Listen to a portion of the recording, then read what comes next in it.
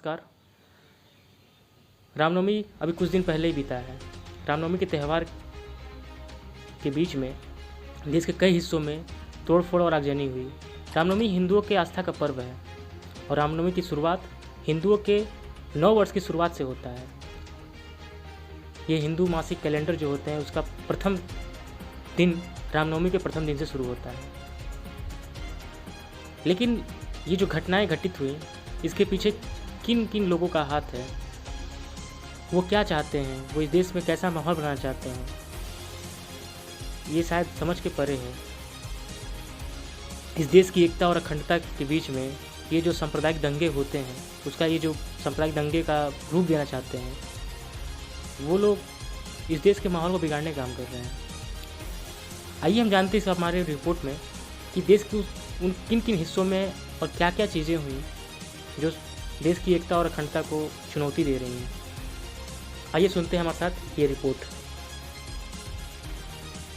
भारत जैसा देश खोजना बहुत ही मुश्किल होगा जहां पर प्रभु श्री राम के जन्म दिवस पर अवकाश की व्यवस्था तो है ही नहीं, बल्कि अब तक प्रभु श्री राम का नाम भी जो नाम का नारा है वो भी भड़काऊ की श्रेणी में आ रहा है।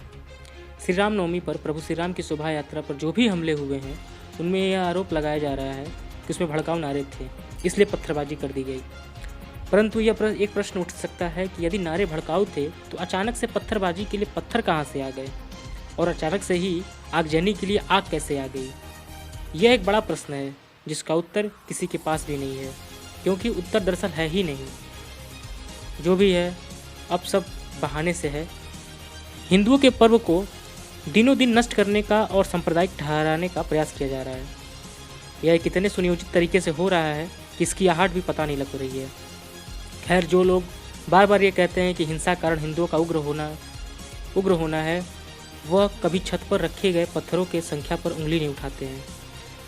रामनवमी पर एक नहीं कई स्थानों पर पत्थरबाजों ने शोभा यात्रा पर पत्थरबाजी की और उनका स्वागत भी पत्थर से ही किया। आगजनी की गई और इतना ही नहीं, अब यह पता चल रहा है कि अचानक कुछ नहीं हुआ था, ये सब सुनियोजित पहले से था। कुछ जांच रिपोर्टों ने बताया है कि सारी की सारी प्रक्रम पहले से सुनियोजित थी। मध्य प्रदेश के खरगोन में जो हिंसा हुआ वो अचानक नहीं हुआ। पदरियों ने इसकी पूरी तैयारी कर रखी थी। उन्होंने घरों के ऊपर छतों पर पत्थर और पेट्रोल बम जमा कर रखे थे। रविवार को श्री राम शोभा यात्रा तालाब चौक की तरफ बढ़ी तो पथराव शुरू हो गया। उपद्रवी तबातोड़ पत्थर बरसाने लगे। शहर के 6 से ज़्यादा स्थानों पर पत्थरों और पेट्रोल बम से उनका शोभा यात्रा की स्वागत की गई। 30 से ज़्यादा दुकान मकान आगजनी हो गई। लोग घरों में फंसे तो नेताओं और पुलिसों को फ़ोन लगाकर बचाओ बचाओ चिल्लाते रह गए। देर रात आनंद नगर, संजय नगर, मोतीपुरा में घर फूंक दिया गया। आधी रात तक ये मामला चलता रहा, परंतु यह योजनाबद्ध तरीके से किए गए हमले कभी भी उन्हें दिखाई नहीं देते जो बार बार हिंदुओं को ही गाली देने का कार्य करते हैं। इसी बीच खरगोन ही नहीं बल्कि गुजरात में भी हिंदुओं पर पत्थरबाजी हुई और वाहनों और दुकानों में भी जमकर तोड़फोड़ हुई। गुजरात के हिम्मतनगर में और आनंद में रामनवमी के दौरान शोभा यात्रा पर पथराव किया गया और जमकर वाहनों में तोड़फोड़ की गई। गुजरात से एक समाचार आया है जिसमें मंदिर को रोजेदार के लिए खोला गया था, परंतु उसी गुजरात में हिंदुओं की शोभा यात्रा निकालने पर पत्थरों का सामना करना पड़ रहा है। एक खबर झारखंड से भी है। झारखंड के भी पैटर्न ऐसे ही दोहराया गया। झारखंड के लोहरदगा जिले में रविवार को रामनवमी के अवसर पर हिराई हेंदेलासो गांव में पथराव और आगजनी की गई। इतना ही नहीं, दिल्ली में जवाहरलाल नेहरू विश्वविद्यालय में भी हिंसा का समाचार आया।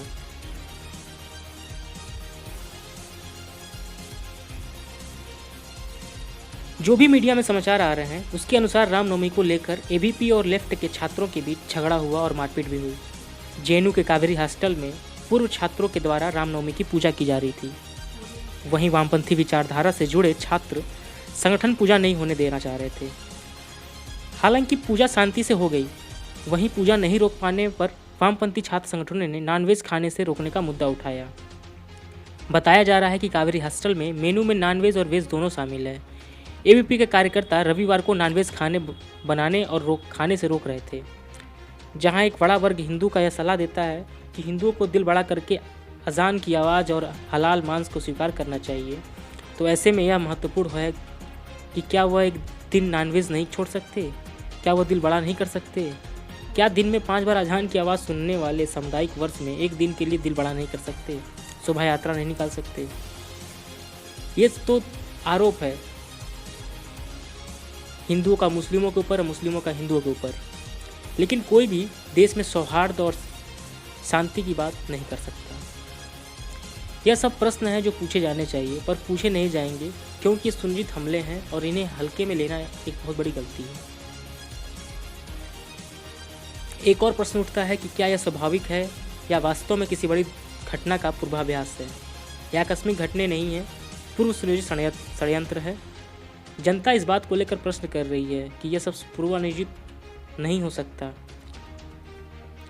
खैर, ये तो अभी जांच के बाद पता चलेगा कि सुनियोजित तरीके के पीछे जो भी भड़काऊ भाषण थे या फिर जो भी भड़काऊ नारे थे या जो भी आगजनी करने वाले लोग थे, उनके पीछे किसका हाथ था।